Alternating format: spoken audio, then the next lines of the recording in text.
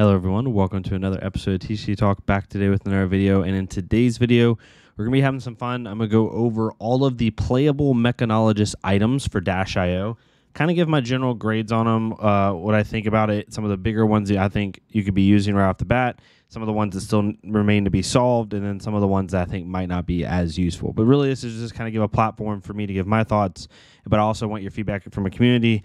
Anything that you all have seen in your play that you've had a lot of fun with or that you think works really well that you may not agree, please let me know and we'll have some fun with it. So if you're new to the channel, welcome. Thank you so much for stopping by. Feel free to check out my other content. Been doing a ton of Flesh and Blood content. September was an amazing month for the channel. We officially crossed our 2-year mark on the channel. I'll be kind of giving, I'll be posting that tonight actually on October 2nd. So definitely check out my Twitter. I'm going to show you kind of like some of the year 1 to year 2 stats, not as a way to like buff the channel or talk about the success, but really to show the comparison because there's some kind of cool things and it's just a lot of reflective stuff. So definitely check that out. If you're a long-standing supporter, thank you so much as always, and we'll get right into the video. So for items, I have them pulled up here. I'm going to go one at a time and just kind of give my general thought.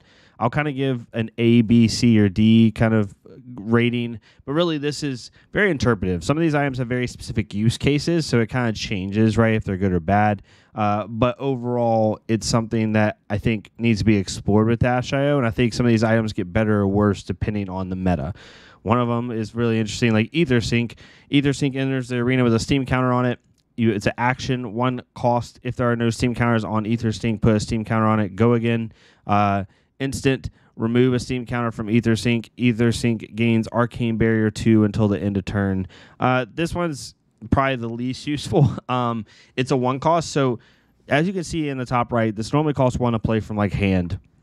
With Dash.io's ability, this is going to cost 2 to play from the top of her deck. The difference between playing a 0-cost item and a 1-cost item, like don't even think about like the use case of EtherSync specifically, just its cost. The use case of a 0-cost item and a 1-cost item is a lot harder to evaluate because off 0 cost, you normally, there's a lot of times where you'll have like 1 resource floating as Dash.io I've found, which makes the 0-cost items really easy to play from the top of the deck. The 1-cost items can be a little costly sometimes. It's almost like using like a 2-cost attack or a 2-cost card, which can be a little bit weird when you have cards like Throttle in your deck or stuff like that, other 2 costs.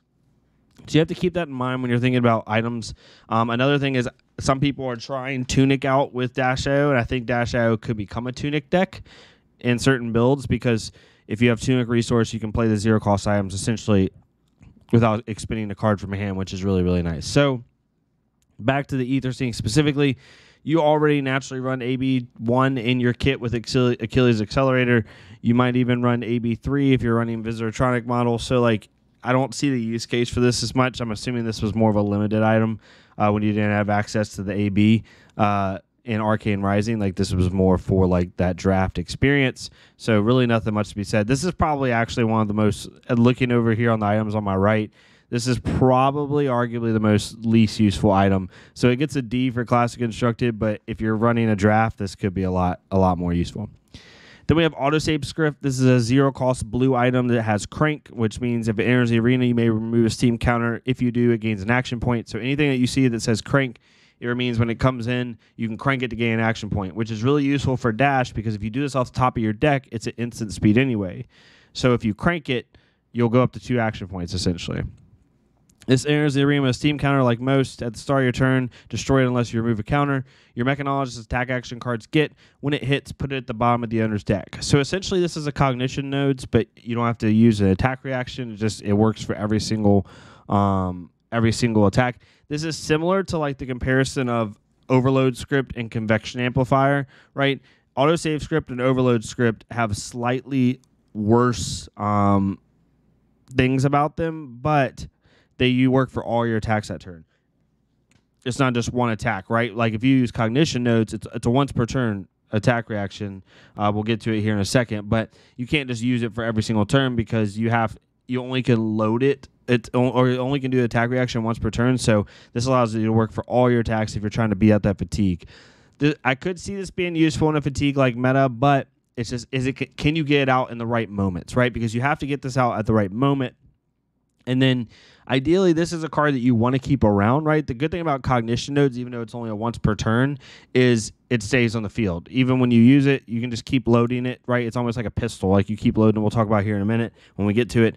This card will go away if you can't find a way to put steam counters on it. So if you don't have something like a plasma mainline to be able to put the counters on it, which would only make it last one extra turn, or like a scrap harvester to put a counter on it, it's eventually going to go away, which kind of eliminates some of the reason to use it in a fatigue game plan. However, I could see it being used like in certain situations. It's definitely not bad, and it's a blue. Any blue item is good because at least you can pitch it for resources if you need to. Next one's the backup protocol. We're going to see all of these. Normally, I'd only put in one color of a cycle, but for this one specifically, I put in each because they all have like different grades. By the way, autosave script, I'd probably give a C+. It's not bad, but it's probably not good either. Backup protocol, I give this one a D. Out of all the backup protocols, this is the least useful. When you think about, because it's going to get an attack action card and not an action card, there's not many power yellows in Dash's kit at attack actions, right? A lot of her power cards are either at red or you're wanting to go get a utility blue card for more pitch, right? So yellow, like her power yellows are like Spark of Genius, but that's not an attack action card, right? So just thinking in my head, like you could go get like a zipper hit or something from this, but even then, right, is that worth it? So this is probably a D. This is the least useful one. The blue, I'd say, is a B. I like the blue because if you play this off Teklo Core with Teklo Core active, it's super nice, right? You play this from the top of the deck at instant speed. You can immediately crank it if you want to gain action point. And then spend the Teklo Core resources to go get a blue. You essentially net one resource from that, or especially if you have like an all red hand and you're just wanting to play out the blue, or just go get another blue to cycle back into your deck for if you need it for like the Icelander matchup. I'm not saying it's like my auto include, but I do think out of all of them, this one's probably the best one, or it's tied for the best. Red's really good as well because it just lets you go get more threats in deck. You essentially treat this card as like any red attack from your graveyard, right? If you need to go get a throttle to continue pacing, this is really good when you draw a hand of all blues and you see this on top of your deck because, like, let's say you just have 3 blues and a Spark of Genius. I don't know, anything. You can play this off top of your deck, crank it at instant speed, pop it, go get a throttle. And now you at least have a decent attack or a zipper hitter or 0-60 to be able to, facilitate your game plan. So it allows you to fix those all blue hands in a sense. So they're more utility. These two I think are both B grades. I think they're not going to like win or lose you games. And that's the issue with them. I think every item in your deck's going to be super impactful. But I could see this one specifically being used against fatigue because it's a good way to just cycle threats back into your deck, right? It's like a mini remembrance of sorts. And it gets you a counter on your pistol, which is always a good thing. Then we have boom grenades. I only put the red in here, but this comes in cycle at red, yellow, and blue. Red deals 4 damage, yellow deals 3, and blue deals 2. Obviously, this card's an A. This card is why you run Dash.io, in my opinion. It's the combat trick of the century. Being able to put this in an instant speed in the reaction step and deal 4 extra damage on somebody is really good. Even if you play this out straight up at the end of your turn, or you crank it, like you force your opponent to block you. Like this is basically off top of the deck is a 1-for-4, but at instant speed in the reaction step. Like imagine being able to do a 1-for-4 pump at instant speed in the reaction step. Really, really good. And you can crank it to gain action points. So if they declare no blocks on a 0-60, you put this in an instant speed in the reaction step, crank it to gain an action point, go up to 2 action points, and you deal 4 extra damage. It's just a slam dunk home run. I would run this at all colors. Maybe red and yellows if you don't want to do the blues because it's only 2 damage, and you can run a different blue that has more block value.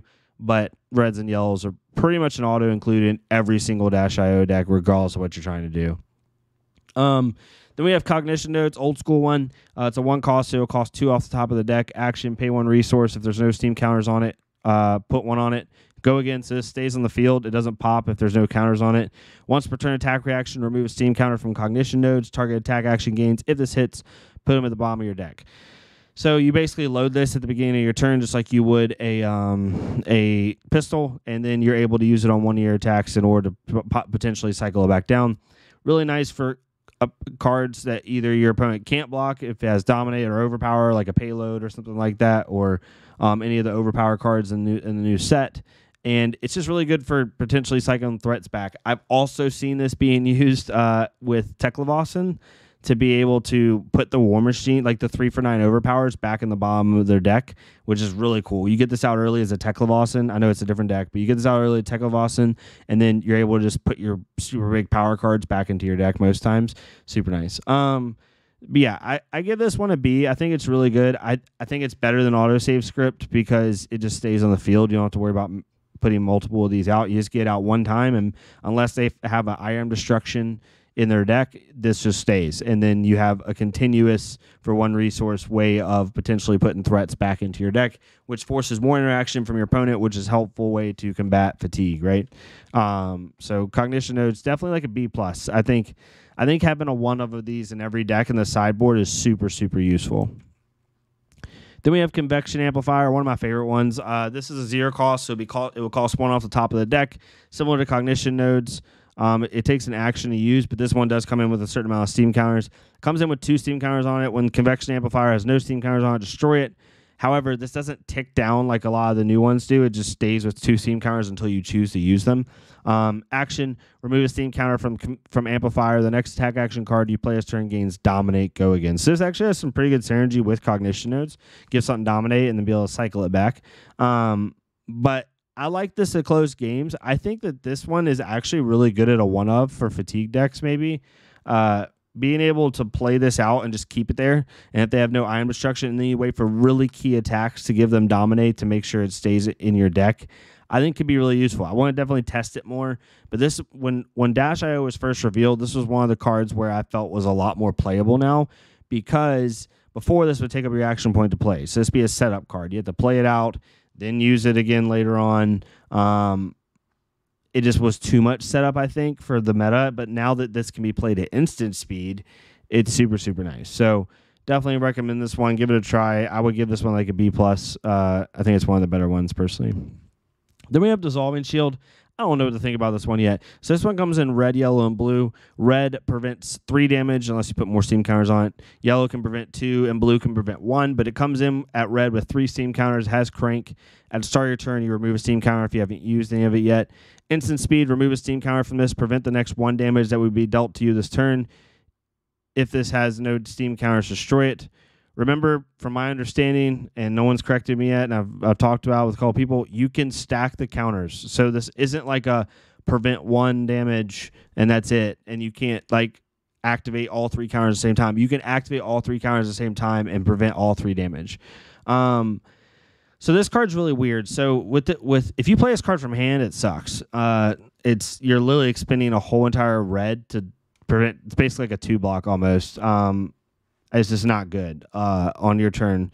You can play this at the end of your turn, but it's still a little wonky. This card is very good off the top of the deck because, especially if you're on Tunic, that's probably where this card is like most useful. I know it's a lot of ifs, but it's just how it is. If you play this off Tunic resource from the top of your deck, you're basically saying remove a Tunic counter, prevent 3 damage, which is really, really nice, right? Especially if you have this with like Plasma mainline and you can prevent 4 damage because it gives it a counter. That could be really good as well. This card's like a solid B, like a C+ for me, I think, because it's so weird. You can get it in spots where it's insanely useful on top of your deck. Maybe you pitch away an item in your hand to even be able to prevent 3 damage. That's really nice too. Like, let's say your opponent's just slapping you on their turn and you have a boom grenade in hand that you can't block with, and you see this on top of your deck. It basically turns that boom grenade to a 3-block, right? So that's super nice. It's a good way to get around Dominate and get around other stuff. However, it's very situational. In certain situations, it literally just swings tempo for you. And in other situations, it's a liability. However, I 100% would only run this at red. I would not run this at any other color. Then we have Absorption Dome. I actually like this card a lot. You have to have the right deck for it. It's a 0 cost. It says Absorption Dome enters the arena with steam counters on it equal to the number of times you've boosted this turn. If you would be dealt damage, remove that many steam counters from Absorption Dome instead. Then prevent damage equal to the number of steam counters removed this way. When Absorption Dome has no steam counters on it, destroy it. So It's a really interesting card because I think this is literally just like Dissolving Shield because, like, let's think about this. On a good turn, like actual, like what, ideal turn, let's just say 5-card hand, this is on top of your deck. You play like a 0-60 from Arsenal, then you play like a zipper hit pitching a blue, then you play another zipper hit, then you play another zipper hit, right? You boost it 4 times. You have 1 resource, but you have no resources flowing, so you can't even do that. So you have to like play like 0-60, zipper hit, 0-60, something like that, where you still have 1 resource flowing off a 5-card hand, and then play this. So at best, off like an insane boost turn, you could prevent 4 damage, but most of the time you're probably boosting twice in a turn on average. So this is going to basically prevent 2. In a really low to the ground list, I could see this being useful, but it's just it's honestly not as good as Dissolving Shield. That's always going to help you prevent 3. And there's other prevention effects in this game that are just better, but it is a really interesting card that I think might see some use if you could make it work. It does pitch yellow, which is nice. This is one of those cards where I want someone to make it work because the card makes sense to be really good, right? Like if you park this in Arsenal and you play out 4 0-60s, obviously that's like Christmas plan, but if you do that and then you boost them all and then you play this at the end of your turn and put 4 counters on it and then say, have a nice day, there's my defense reaction for next turn, I could see it being useful. It's just, you need to like really boost a lot to make that. You need to boost at least 3 times to make this useful, and even then it's a little bit eh. So I really want to see someone make that work though. Then we have Fuel Injector. It's a blue 0-cost item. Cost 1 to play off top of the deck that says instant. Put this on the bottom of its owner's deck. Gain 1 resource. So this is kind of a cool card. This is one of those cards where like I don't have the big brain enough to know how this is useful. My initial thought is it's a blue pitch. So if you have it in hand, you can pitch it. If you don't have it in hand, you can play it for 1 resource and then use it later when you need it for 1 resource. Like you're basically saying I'll pay 1 resource off the top of my deck now because I can afford that this turn and then use it when I really need 1 resource. And it also goes to the bottom of your deck. This is an interesting card. It's very situational, I think, because maybe you play this at the end of your turn and then you're like, okay, well, I'll just use this when I need it for 1 resource.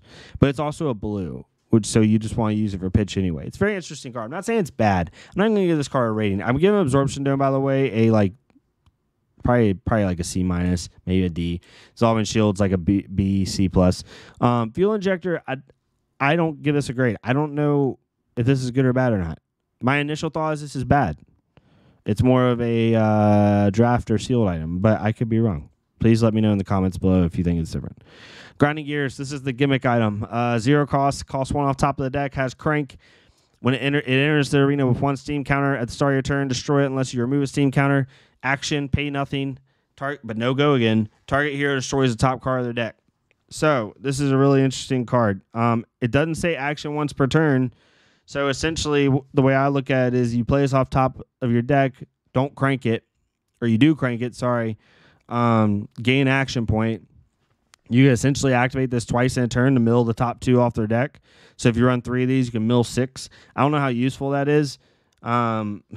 You could honestly maybe play this like the obvious thing I think people are wanting to do with this card, from what I've heard, is play a bunch of items out, right? Then you play this item out. Then you play System Reset, pitching like 6 or 9. Bring all the items back. Crank all of them to gain like 6 action points, right? Because they all come in, and you can gain action point from all of them being cranked. And then you activate this like 6, 7 times and mill like the top 6, top 7 of their deck. It's a really fun gimmick, and I want to see someone make it work. I'm not even going to say it's bad. I want to see someone make it work because that would be freaking hilarious. But, yeah, this is what people want to do. They want to do this like fatigue -IO with System Reset and be able to just like absolutely destroy. But you also have to keep all items in the field, which means you're probably running Plasma Mainline, and it's very situational. You basically have to find System Reset really early, then try to keep some items on the field, and then play Grinding Gears, right? Because all the items that you want to keep on the field should have Crank, or what you want to have Crank, so you can crank them when they come back into the play, and then be able to mill 7, 8 times, 5, 6 times, something like that. So really interesting. I want to see someone make it work, but for right now, I'm just going to give this like a C- because someone's got to make it work for me. Then we have Hydrogen Collider. So in Limited, this card is freaking amazing. In CC, though, we'll see. In CC, this is a 2 cost plus 4, which is really bad rate. Yes, you can do it at instant speed, and they're not expecting it. Maybe if you have floating resources. But overall, like, I don't think the juice is worth the squeeze, even at red. It does stick around, so potentially, like, you play this at the end of your turn, and then you have an automatic +3. It's almost like an aura for next turn. I just don't see it. Like, there's better ways to buff things right now in the deck. Yeah, I would even run penetration script over this because it will do it for every attack, not just this one. This one for constructed play gets a low C for me. For limited, though, this is really nice because you want to have tall attacks to force more interaction with your opponent. Then we have Hyperdriver. This is a common one. I think if you're running like a mech build, this is really good, but otherwise you probably wouldn't want to play this off the top of your deck. You got to pay 2 resources off the top of the deck to gain 3 resources back from it. Doesn't seem very good. I would probably give this a D in -IO. Medkit, which is really cool. You play this off the top of your deck at instant speed. Action, put this on the bottom of your deck, gain 2. So essentially this, if you could play this out like twice, this is a blue sigil that heals you for 4, which sounds really good. I think this might actually be good in a fatigue list for Dash, because you could just keep cycling this, and then you have a blue pitch that potentially over the course of the game might gain you like 6 life. And it's at rare, so you could run like 2 of these if you wanted to, which would be really funny. If it's at gain 3 life, this would be insane. But I don't know. I give this a B-. I think this actually has some use case. I haven't ran it myself, but looking at it now, like if you could do this in 2-3 cycles and do it correctly to where it doesn't punish you for having a no block in hand, like you essentially could heal 6 over the course of the game and use it as a blue pitch. So I don't know. Let me know in the comments what y'all think about this one as well. I think this one's probably better than it looks on face. Then we have MHZ script. Has crank, enters with a steam counter, destroyed unless you remove a steam counter. Sorry, your turn. Your mechanized attacks get go again. This is really interesting. I think if you're running like a non-boost focus list, this could be a lot better. It is 0 cost, so you can play this off Tunic off top of the deck, or you can play it for 1 resource. I just don't know how good it is. I don't know what a non-boost aggro mechanologist deck looks like. So because of that, I want to know, like specifically -IO, right? Because we're talking about -IO here. I don't know what you do. Maybe you're running a lot of Galvanized, so you can have a lot of block value, but then you use this to give your Galvanized attacks go again.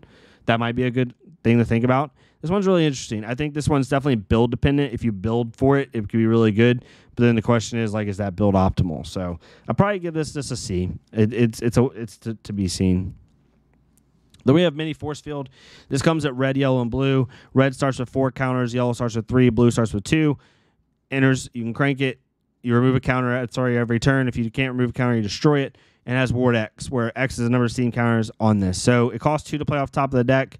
But if you have 2 floating resources, it's super nice. It's a Oasis Respite that costs 2, but you can play off top of your deck. That's basically what this card is. But you can't play it on your opponent's turn if it's not on top of the deck. So if it's in your hand, it's a dead Oasis Respite, which feels really bad. I'd say this is a C+. If you can get this off top of the deck, I'd say like a B-, especially if you have an item in hand. A lot of these cards a lot of these ward cards and prevention cards get better because since you're -IO and you're probably going to be running, I'm going to guess, 12 to 18 items, maybe more, but I'm just going to say 12 to 18. There's going to be times you have items in hand that can't block. So cards like Dissolving Shield and Mini Force Field, seeing them on top of the deck really helps because it basically turns your item that you have in hand into something that can block, right? And they like help each other out. So if this is on top of the deck, it's a B+ because you can have an item in hand, you can use it as a ward 4. If it's not off top of the deck, it's really, really bad. So I think these go in the sideboard for like matchups where you need more prevention for like Dominate and like Azalea, Bravo, stuff like that. But other than that, it might just be a sideboard card. Then you have Optical Monocle, A+, A for this card. This is one of the better ones you can run. Being able to opt 5 and get to your power cards like Boom Grenade really fast is really good. If you run multiple of these, like you can basically opt a 5th or 6th of your deck minimum. Very, very good. Definitely run these. I would probably run these at a 1 or a 2 of minimum, if not a 3 of. Depends on where your list looks like. No less than 1 should be in your main board. Preferably 2, I'd say. Then you have Overload Script. I really like this card. the comparison is to Convection Amplifier. So there's a couple good things about this card the Convection Amplifier doesn't have, and there's a couple drawbacks. The drawback is it's overpower, not dominate. So people could like block with an action card and block with a defense reaction. It does have a little bit more use case if Mechanologist becomes more popular, because a lot of people are going to be running the Evos, which means if someone has an Evo action equipment on their equipment suite and they have an action card in hand, they can't block with both. So it does prevent that, which is really nice. And it works for all your attacks, not just one attack. Convection Amplifier only works for one attack. This works for all of them. Just like autosave script works for all your attacks, whereas cognition nodes works for one of them. I think this is really good for fatigue. I'd have this in your sideboard against decks that just want to block you out, because playing this off a high octane turn is super nice. Being able to like attack 3-4 times with overpower and just leak damage and then hit with your Symbiosis shot a lot could be really, really useful. Definitely think this is playable. I'd give this like a B+, maybe even A-. I'd say B+, just to be safe. Then we have Penetration Script. This is what everyone's talking about, like the Mechanologist Channel Mount Heroic. I think that's a little crazy. I don't think it's that good. But it does have some use case. So being able to play it, this actually is not best off top of the deck. This is best playing at the end of your turn, right? You play this like with your resources flowing off the top of the deck at the end of your turn, or like if you have stuff flowing, or it's off top of your deck if you know you're gonna have 2 flowing. But also like playing this from Arsenal at the end of turn, so to then set up for your next turn or your next 2 turns is super nice. It all depends. Playing off top of the deck is obviously the best one if you have resources floating, because then you can use it multiple turns. But playing this at the end of your turn is also really, really nice. So it all depends. I think this is good. I think average value, you're probably going to get +3 from this. That's my guess. +3, +4. Really good value, you get +6 from this. It's basically a 1 for 6 or 2 for 6, depending on where you play it from. I don't know. I think this is definitely good if you're trying to really be aggro heavy and push. I may run a 2 of these so you can maybe see it at the top of your deck more often, especially if you have Optical Monocle in play. I'd probably give this a B+. I think it's good. I don't think it's as good as people think it is. I just think this is a card where it's really, you want to see it in the right situation. If you don't see it in the right situation, it can actually like bite you and be not very useful. Polarity Reversal Script is basically gives action cards -1 while defending your Mechanologist attacks. It's pretty good. It's if you couple this with like the overpower, it could be really, really good. I don't know how good this is yet. It is a red, so it doesn't pitch as well as like the Penetration Script. My thought is if you're gonna run this, just run Penetration Script, because it's gonna make all of their blocks worse, regardless of what they're blocking with. While this only affects action cards, right? So definitely give this like a C-. It's not as good as Penetration Script. This one falters because why would you run this over this? You know what I mean? That's just my thought. Then we have Powder Keg. Whenever a Mechanologist gun you control hits, you may destroy Powder Keg and defending equipment. Keep in mind the Symbiosis shot is a gun, not a pistol, so this actually works with the gun. It's a really cool, gimmicky thing. I think this has really, really, really, really unique use cases. Definitely, if Teklevossen got really powerful, or if Bravo got super, super oppressive, or shoot, even if Dromai, like this could be good at a 1-of for them, because you basically say like you can't block with Flamescale Furnace when I fire my Symbiosis shot at you. But like, how often is that, right? If you can make this consistent, it can be really good against certain decks, right? People couldn't block you they wouldn't want to block you with Tectonic Plating. They couldn't block your pistol shot with Furnace. They couldn't block your pistol shot, with, I'm trying to think of relevant here. Teklevossen couldn't block with his Evos. However, okay, they just won't block your Symbiosis shot for 2, right? That only really affects them when it comes to like high octane turns, when they're going to want to mitigate some damage, but then they'll just use their equipment somewhere else, right? If this said your Mechanologist, whenever a Mechanologist attack you control hits, you may destroy Powder Keg and defending equipment, it'd be cracked. But because of that, I'd give this probably a C-. Then we have Prismatic Lens. This one's really cool. So once per turn instant, pay nothing, reveal a top card of your deck, put a Mechanologist item with the same color from your Banish Zone on top of your deck. This is really good.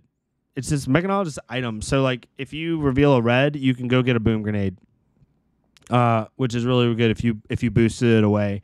Basically, if you boost away key items, you can use this to go get them back.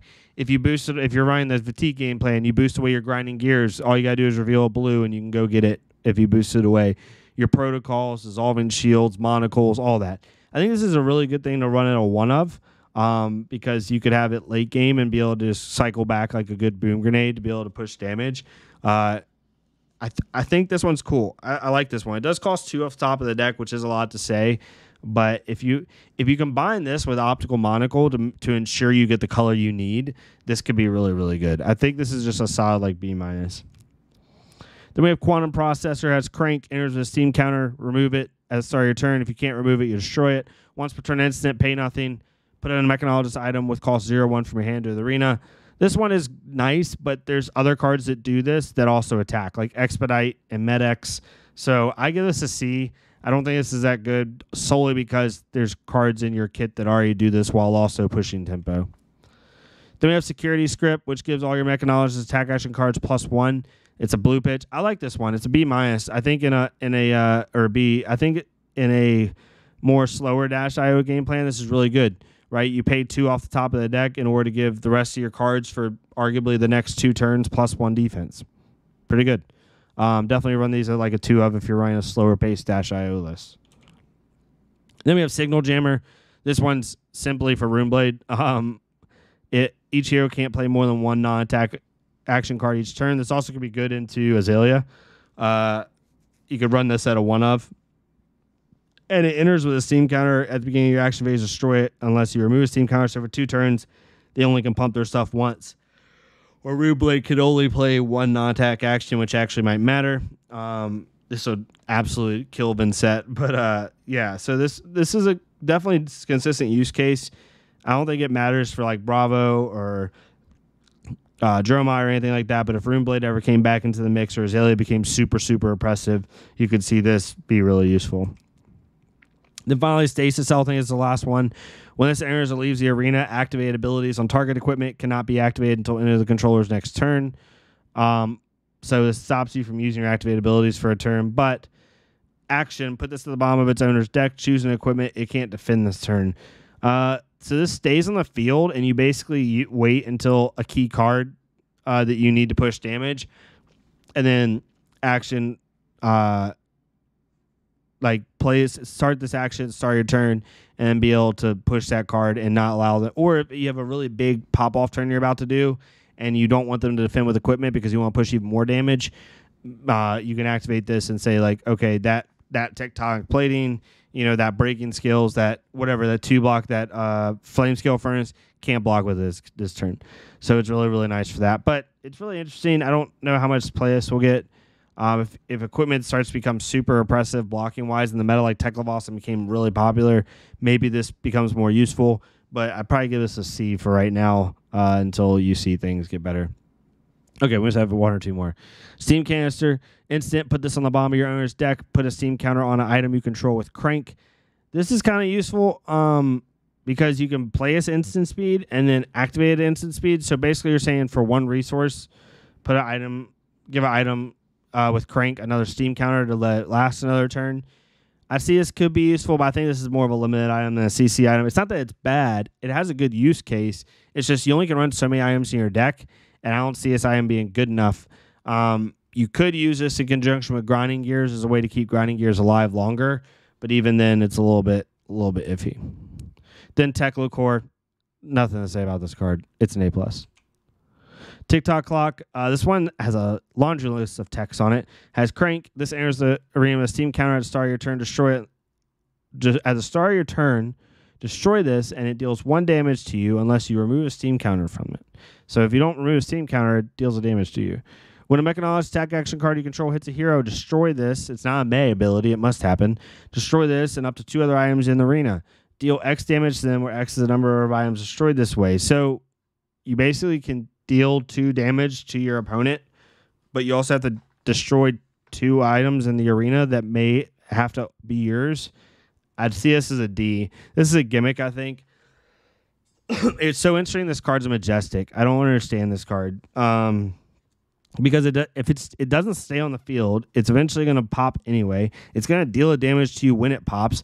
And best case scenario, this deals 2 additional. It's like a reckless wing. It deals 2 additional damage to a target hero, but you have to destroy 2 items on the field, and unless you're in the mirror, or like Icelander or something, you're likely only going to have your items. So it's really interesting. This is a Majestic. I give this a D. This is one of the worst ones in my opinion. It's so interesting. I want to know the use case for it. They didn't make a Majestic for no reason, so I want to know what the use case for it. Maybe let me know in the comments below.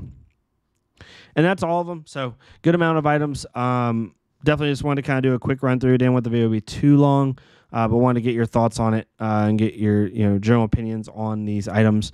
There's definitely a lot of use cases. My favorite ones personally are Boom Grenade, obviously. I think Protocol Blue and Red are really good. Optical Monocle and Overload Script.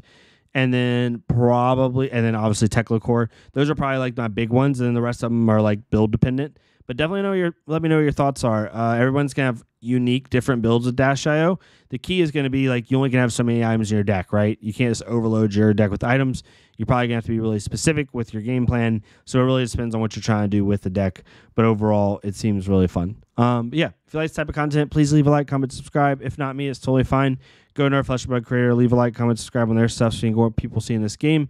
I'll continue to try and make daily content with you as Bright Lights comes out. Get my boxes this Friday. Super excited about it. And yeah, I'll see y'all next time on TCG Talk. Thank y'all so much.